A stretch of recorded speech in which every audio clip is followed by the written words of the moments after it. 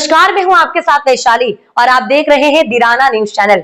आइए रुक करते हैं आज की खास खबर की ओर। बिहार में आज लोकतंत्र का असली त्योहार मनाया गया। विधानसभा चुनाव के पहले चरण में जनता ने जिस जोश के साथ वोट डाला उसने पूरे देश का ध्यान खींच लिया। सुबह से ही मतदान केंद्रों के बाहर लंबी कतारें दिखी और लोगों के चेहरों पर बदलाव की उम्मीद साफ नजर आई।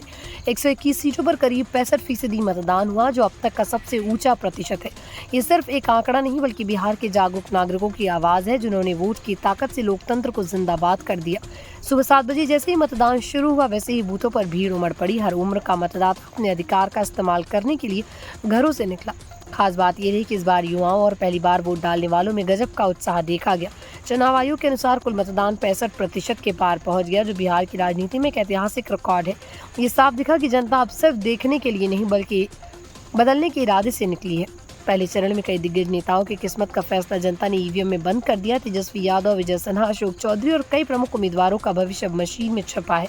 हर उम्मीदवार ने दावा किया कि जनता उनके साथ है, लेकिन नतीजे आने तक कोई भी निश्चित नहीं है। मतदान के बाद माहौल में एक सस्पेंस है कि आखिर जनता ने बदलाव चुना है या पुरानी राह।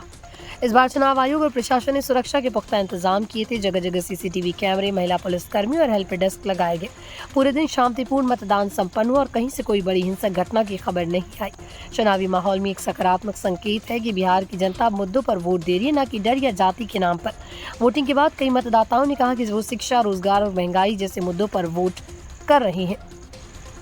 बिहार की धरती ने फिर साबित कर दिया कि यहाँ लोकतंत्र सिर्फ किताबों में नहीं बल्कि लोगों के दिलों में बसता है।